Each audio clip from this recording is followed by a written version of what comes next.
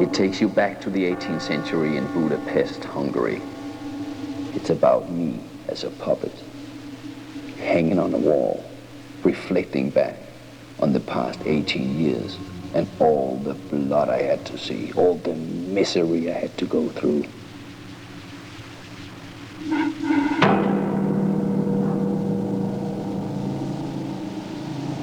We're in Budapest, in Hungary. It's the 18th century. I'm gonna tell you what it was like for me when I first time saw this absolutely fantastic puppet show with these puppets that are almost human size. It's Christmas, snowy, it's cold outside. There are lines and lines of people outside waiting to get in. This show has been sold out for so long. The people are waiting to get into the theater. I'm there in line, and it's dark and cold, perfect night for a Christmas show. When I finally get in there, sit among the people, there is this strange, tense feeling as we are waiting, anticipating the curtain to fall. We've heard so much about these puppets on stage that it's magical. You can't believe what you're seeing. And suddenly it's like, oh, shh, here come the puppets, you know. And I start looking over in the wing, and I notice, wait a minute, I think I see a few shadows over there. Maybe there's some of the puppets sitting over there, waiting to walk in. And then I see the puppet master come up the stairs, and there is like this walkway high above, almost up by the ceiling. And there he operates all these strings and stuff. And he actually leads a couple of puppets in on stage, like, wow, there they are, one, there's two, three puppets coming in line. And halfway through the show, this really strange thing happens. The puppets are moving and doing things, and they look so lifelike. The skin, you know, is like, it looks like human skin. And suddenly, the puppet master, he drops all the strings. They land on the floor, and the puppets that was like standing there with these strings, now they're on the floor. They just stand like this still. Nothing happens to them. And then they start to move. The little drummer boy is one of the puppets up there, and I'm looking at him, I'm like, oh my, no way. It's almost like his eyes are looking straight at mine. Can't be real. And then I suddenly see that on the skin of his hands, there's a little cut. And I see blood from this cut. And that can't be real. That can't be. This is too weird. And then he starts playing his drum. And it scares me, because this is too much magic. And I do believe in magic. The other people in here don't quite believe that this could be magic. And then, at the end of the show, we hear about the puppet master coming down from his walkway, taking the bow with what he calls his children, all these almost life-size puppets. And we move into the next song, which is Magic.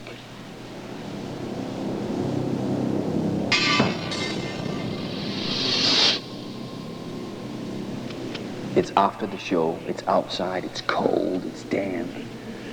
I've just gotten outside the door. Victoria, who is another main character in the story, has walked out on the other side. And we're standing there just waiting, and the people are walking out of the theater. They're all heading for home. And they, like I said before, they don't believe that what they saw was magic. But we do, both of us. And for some weird reason, we are getting drawn to each other, looking into each other's eyes, realizing that we have everything in common that we would want to have in common.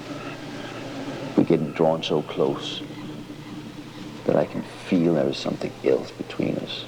There's some kind of, I would call it evil, surrounding especially me. I feel something on my shoulder, as if one of the spirits from the theater has come out with me and is now sitting on my shoulder, a puppet spirit, whispering in my ear with its cold breath, telling me to kiss her. Kiss Victoria. And I do. Kiss Victoria. And that's the seal of our eternal love. Kiss. Towards the end of Magic, you hear about the fact that Victoria was gone to the theater alone one night when I couldn't come along. And she never returned. So I realized that something is wrong. I have got to go to the theater and find her. There is something wrong here. There is something wrong here.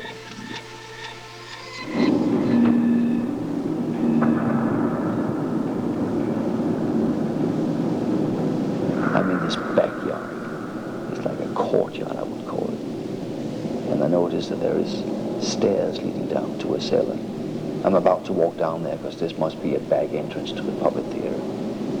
And as I'm about to walk down these stairs, I see the handle move, and the door starts to open.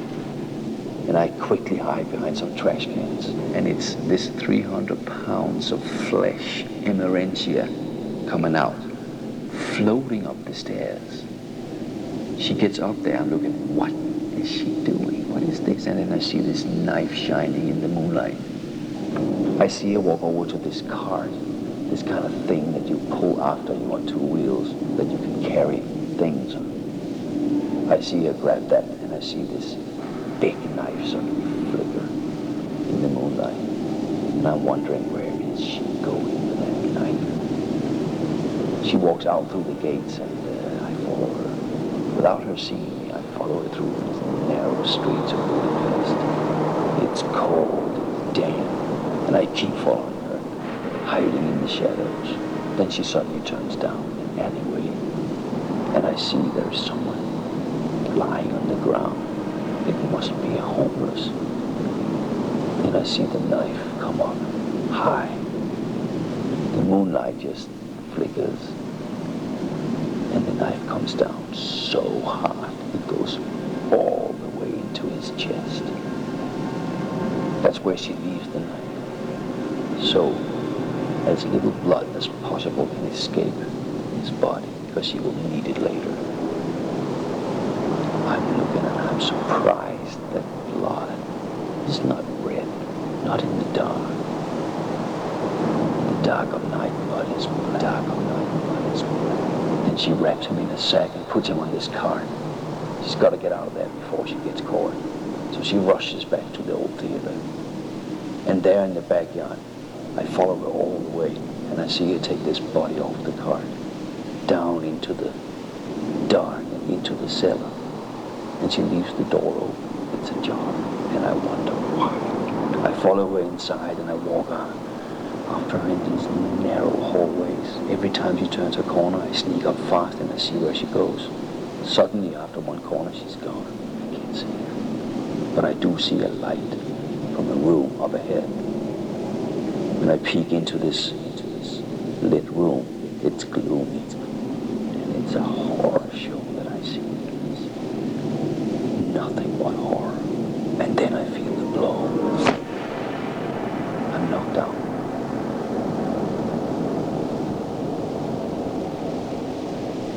So dark wherever I am.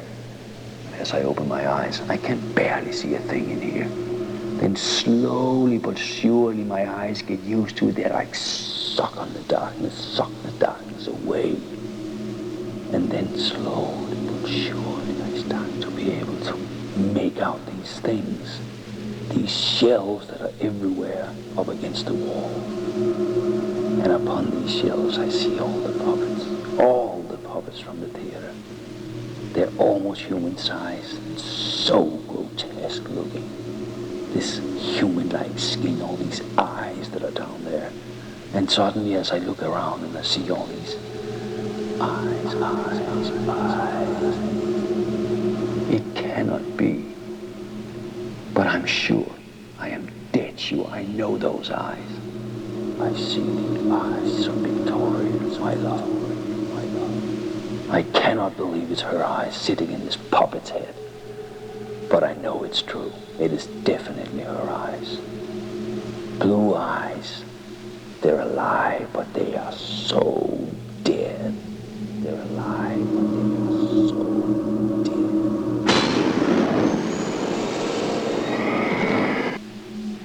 dead. The puppet master and his wife appear in the cellar for the first time. I see them there.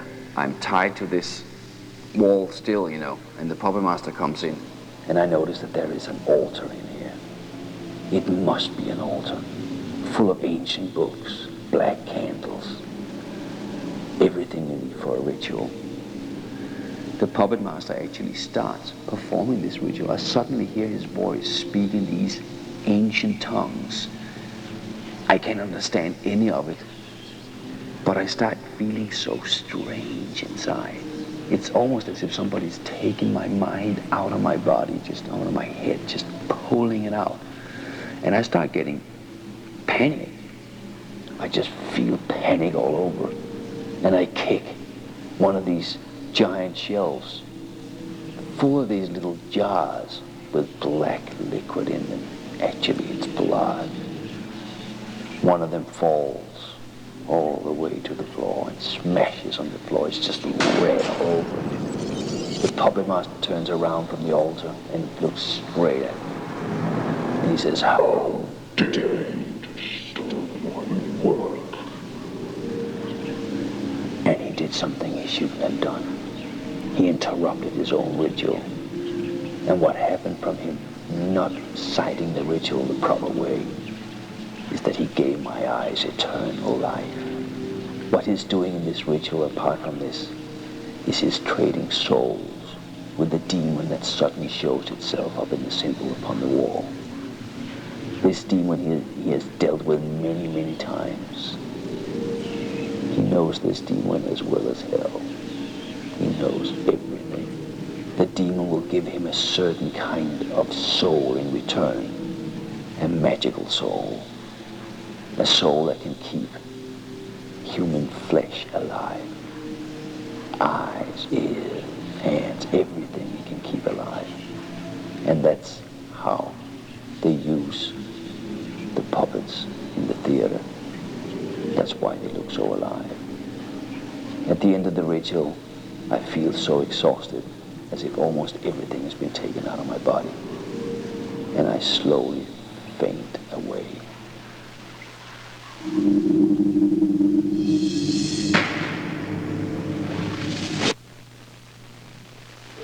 I wake up after the ritual and I find myself strapped to this hospital bed.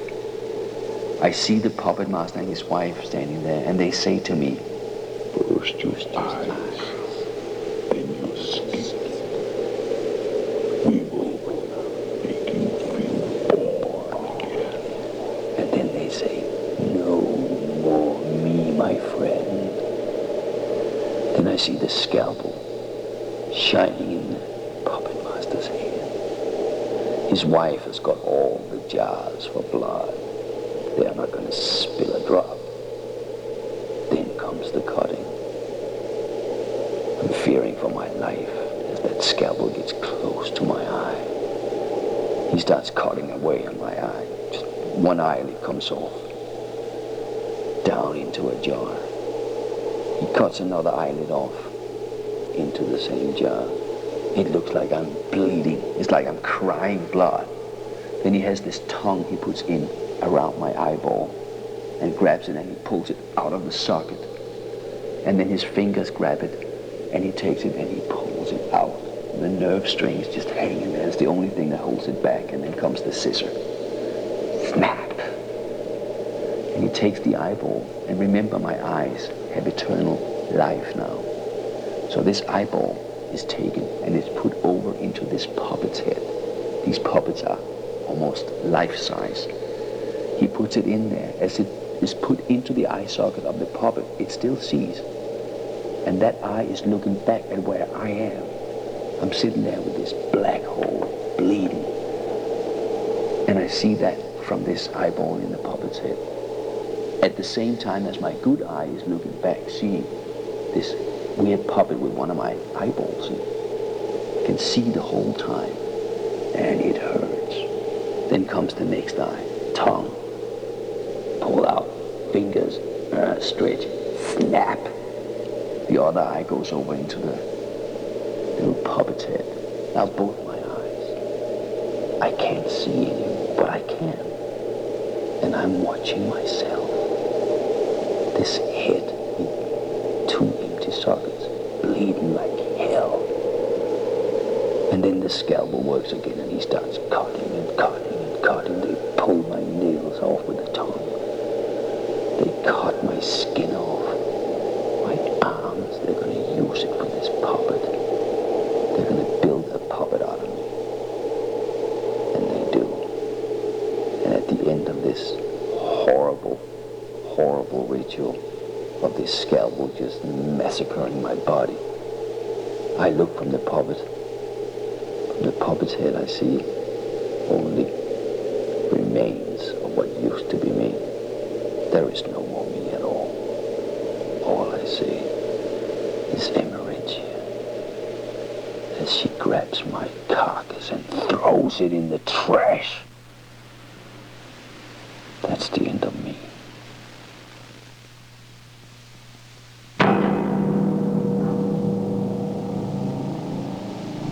In Blood to Walk, they have made a puppet out of me. I'm actually sitting on my shelf. I have my little jar of blood that's going to be used for me every time they're going to bring me back to life. I'm sitting there, I'm looking at all the other puppets because my eyes are eternal, theirs are not. They all need injections to start functioning. I need injections too. And it must be our own blood, otherwise we will not function right. But today, something special is going to happen. As the puppet master and his wife comes down to us and says, "Hello, my children. In blood I'll teach you today." They take Victoria down from her shelf and me from mine, and they set us on the floor, facing each other, looking at each other. Well, she doesn't see much because her eyes are so dead, but I see her. And then I feel the needle go in, Emerentia injecting my own blood, because it has to be my own blood. As the blood goes in, I feel my skin tingle. My eyes, as you know, they're alive all the time. But the skin, it starts tingling now. And I feel like I can stretch it a little bit. I can actually move very little, but I can. And then I see the same thing happening to Victoria. I see her eyes slowly come alive. For the first time in a while, we're actually looking at each other's eyes, and we recognize each other's eyes. We know what had happened to each other. We know what's been going on, and we totally recognize. We don't need words to speak. Our eyes speak for us. It's like our minds are now in our eyes. It's our eyes that are our brains. Our skin is our muscles. And we try to move them a little. The puppet master sees that we're alive, and he says, "That's enough for today. Put them away."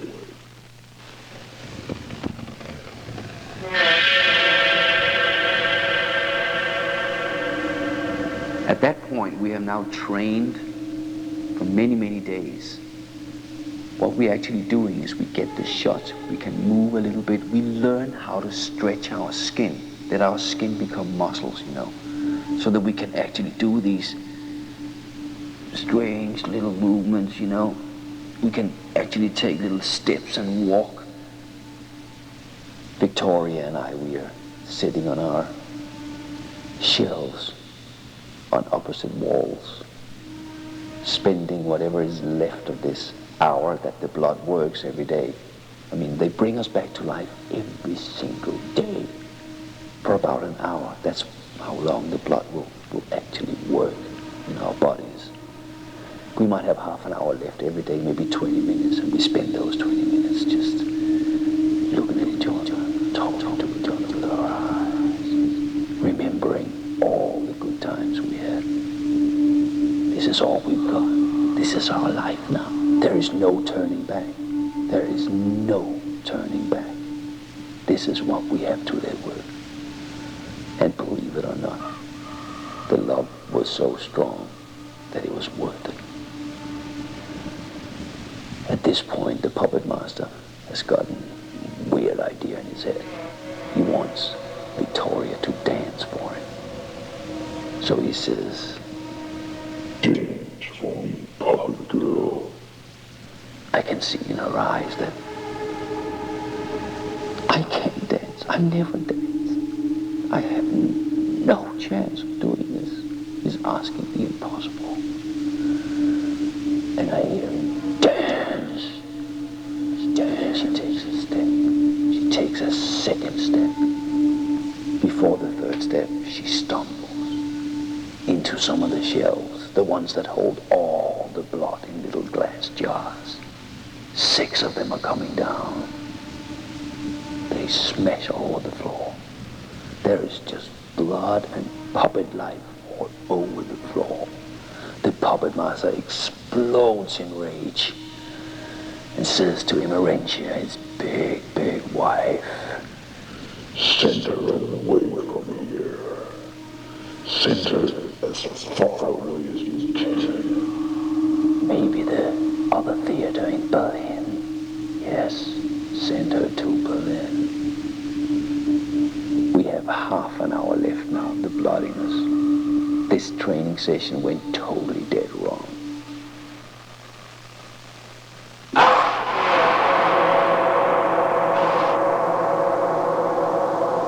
We're sitting there in the darkness, knowing deep, deep inside that this could be the end. They're gonna send her away tomorrow morning. She has half an hour left of seeing. I have much, much more because my eyes are eternal, as you know. And as we sit there, Victoria asks me with her eyes, please, actually she's pleading to me, please tell me this is not goodbye. And I tell her, do you remember the butterfly? And she says, it made me cry. I know, I say.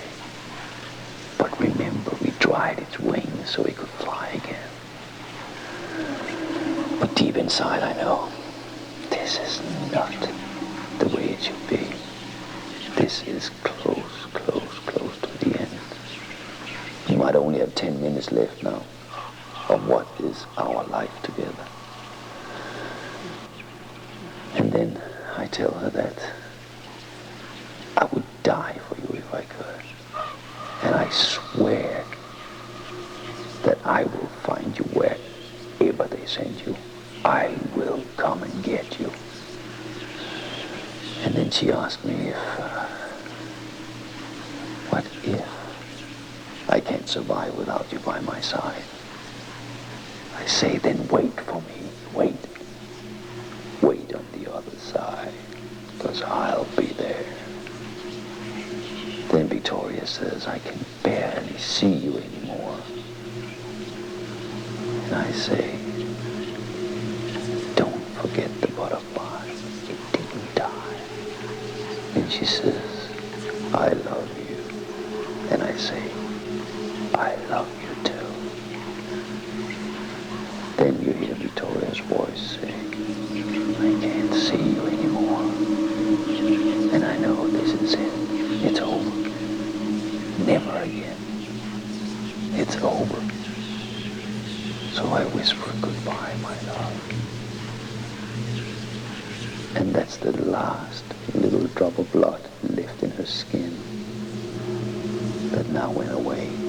She will never see me again. I can still see her. I see her the next morning as they come down and pull her off the shelf and they shove her into this big, big box. This big thing painted on it saying Berlin. I see them carry that box away and I can do nothing. But I swore that I would find her. I'm going to do my damnedest to get that done.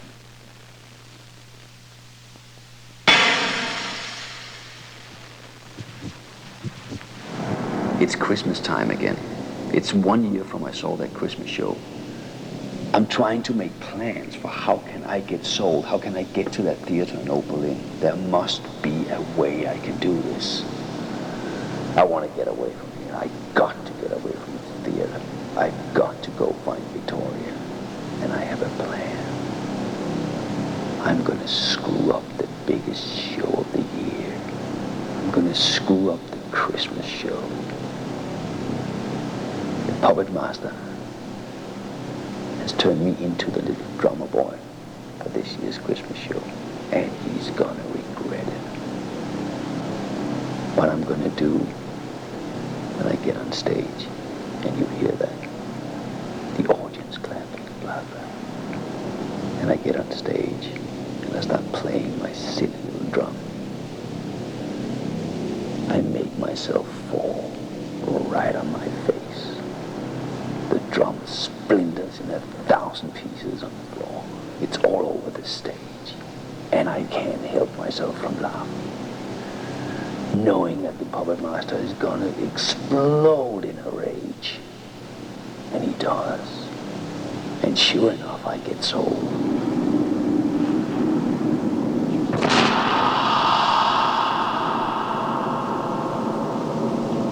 They sell me to a little shop down in a back street, a second-hand puppet shop where no one comes.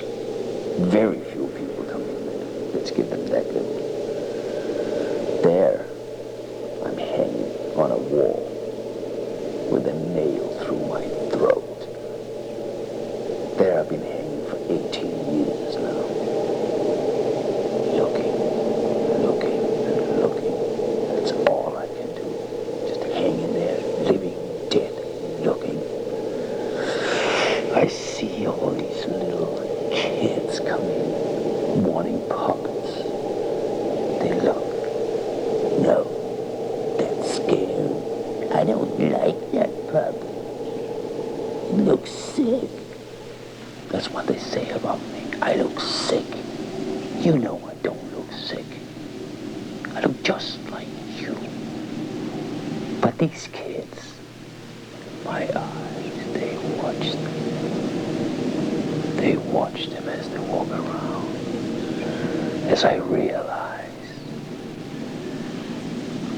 I will never be sold again. It's over. I am on this wall forever, living dead.